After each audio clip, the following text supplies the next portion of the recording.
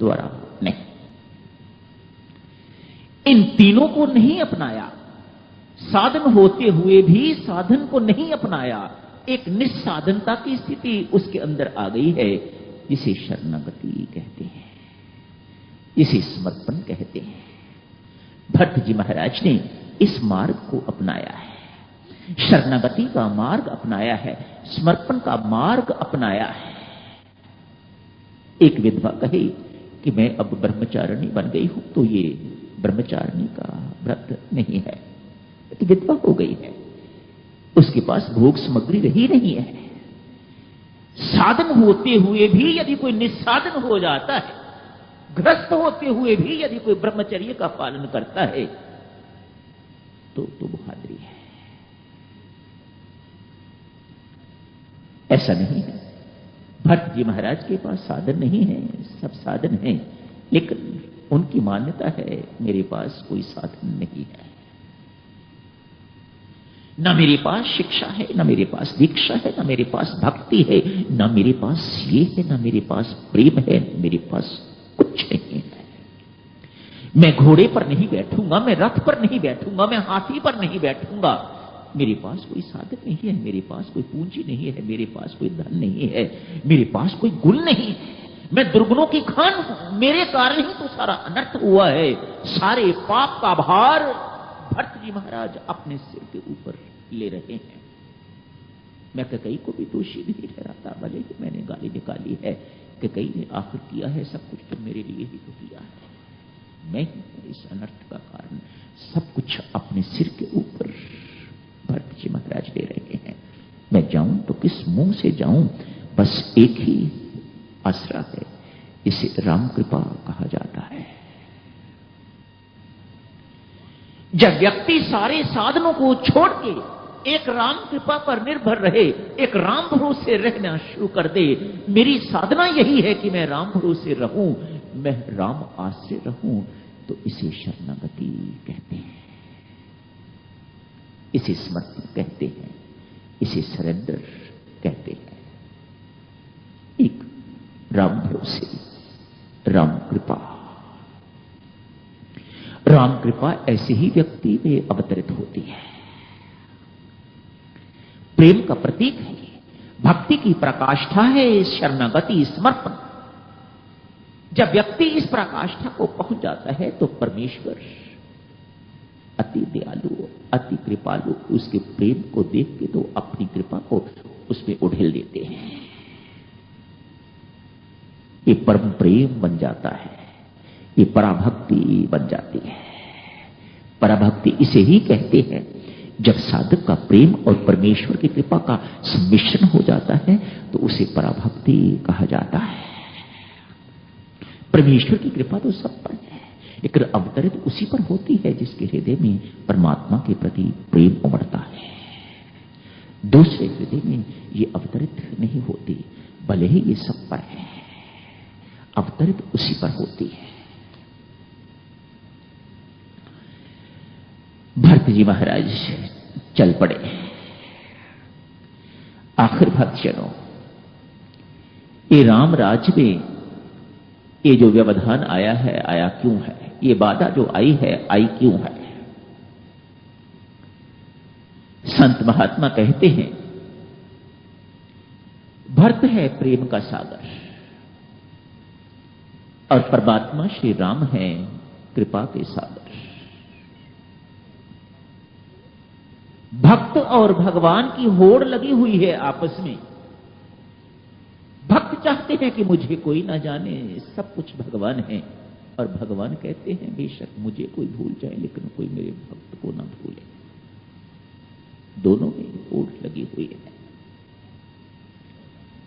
भट्ट जी महाराज 14 वर्ष के लिए ननिहाल चले गए, ताकि आप याद करो, संभवतः इन दोनों रामायणों में नहीं, अध्यात्म रामायण में वर्णन आता है कैकेयी का विवाह राजा दशरथ के साथ इसी शर्त पर हुआ था, जो मेरी कोख से, जो कैकेयी की कोख से जन्म लेगा वही राज्य का अधिकारी होगा। भरत जी महाराज इस बात को बहुत अच्छी तरह से जानते हैं। 14 वर्ष के लिए ननिहाल चले ये बाद में सब कुछ हो जाएगा, मुझे लोग भूल जाएंगे। और हुआ भी ऐसी। कैकेयी भी तैयार है, कैकेयी भी जानती है कि ये व्रत ये हुआ है, ये प्रण इस प्रकार का हुआ है, ये एग्रीमेंट हुआ है इस प्रकार का। लेकिन वह राम प्रेम में इतनी प्रभावित हो गई हुई है, इस प्रकार की हो गई हुई है, इतनी बह गई हुई है कि वह भी इस बात को भूल गई हुई है कि भरत ने राजा बनना है। भरत जी महाराज 14 वर्ष के लिए वहां चले गए। राम जी महाराज 14 वर्ष के लिए इधर आ गए। तू चाहता था कि मेरी महत्ता प्रकट हो और 14 वर्ष का निकाल रहा, तुझे सफलता मिली है। मैं चाहता हूं कि तेरा प्रेम प्रकट हो, इसलिए मैं 14 साल के लिए वनवास जा रहा हूं।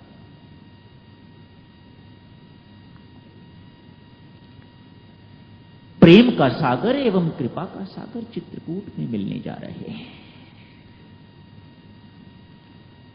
दोनों वहां मिलेंगे जाके। चित्रकूट पहुंचते ही इससे पहले भरद्वाज ऋषि का आश्रम आता है। निषाद से होते हुए भरद्वाज ऋषि के आश्रम में जाते हैं। भरत जी महाराज महर्षि भरद्वाज के चरणों पर अपना शीश नवा देते और रखे रखते। शर्मिंदगी है बड़ी भारी, बड़ा भारी संकोच है, अपना सिर उठाते नहीं। भरद्वाज मुझे अवश्य पूछेंगे, क्या तू ही वह भरत है जिसके कारण ये सारा अनर्थ हुआ है? क्या तू ही उस माता कैकेयी का पुत्र? संकोचवश अपना सिर जो है, अपना मस्तक उनके श्री चरणों से उठा नहीं रहे। अरे मैं जानता हूं, मैंने सब कुछ सुन लिया है, और संकोच में डूब जाते हैं। मानो ये मुझे बिना पूछे ही इन्हें पता लग गया हुआ है कि वही मैं हूं जिसके कारण ये अनर्थ हुआ है। अपना मस्तक और निभाए रखते हैं, उठाते नहीं। अरे भट्ट, तू अपराधी नहीं, मस्तक उठाया है। अपराधी तो कैकेयी है। अरे वास्तव में तत्व दृष्टि से देख, तू तो बड़ा ज्ञानी है, ध्यानी है, समझदार है। धर्म के सार मर्म को तू समझता है। वास्तव में दोष कैकेयी का भी नहीं है। तो महाराज, महर्षि भरद्वाज कहते हैं, दोष तो उस सरस्वती माता का है जो कैकेयी की जुबान पर बैठ गई और जिसने ये सब कुछ करवाया। भरत जी महाराज बड़े चकित। महर्षि, सरस्वती माता का नाम लेते बुद्धि विमल हो जाती है, और आप कहते हैं माता सरस्वती के कारण कैकेयी की बुद्धि जो है भ्रष्ट हो गई। आगे जाके जब भट्ट जी महाराज चलते हैं उनको ले जाने के लिए, देवता लोग एक बार फिर मां सरस्वती के पास जाते हैं और जाके हाथ जोड़ के विनती करते हैं, माते जैसा काम पहले किया था वैसा ही आपको अब भी करने की आवश्यकता है। कहीं मां ये भरत राम को लाने में सफल हो गया तो हमारे सब किए किराए पर पानी फिर जाएगा। मां सरस्वती के पास देवता लोग फिर गए हैं एक बार और जाके ये प्रार्थना करी है, जिस प्रकार से ये आपने अभी तक किया है, मेहरबानी करके अब ये एक और कारनामा करो। ये किसी भी ढंग से भरत को सफलता नहीं मिलनी चाहिए कि वह राम को वापस ले आए। जानते हो देवियों सज्जनों, मां सरस्वती ने क्या कहा है? वे कहती हैं कि आप सोचते हो मैंने आपकी बात सुन के तो कैकेयी की जुबान पर विराजमान हो गई थी। आपके कहने पर वह जाके वहां बैठ गई थी? नहीं। अरे कठपुतली जो है वह नाचती है तो वह दर्शकों के इशारों पर नहीं नाचती, उनके कहनों के अनुसार नहीं नाचती। वह नाचती है जिसके हाथ में उसकी डोरी है। मेरी डोरी किसके हाथ में है? तब कुछ कीन राम रुक जाए।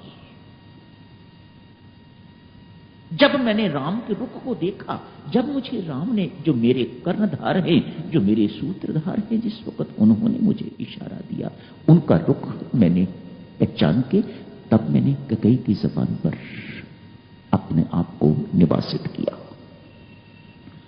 अब भी मैं आपके कहने के अनुसार नहीं करूंगी। अब भी मुझे मेरे मालिक जब इशारा करेंगे तो ही मैं करूंगी।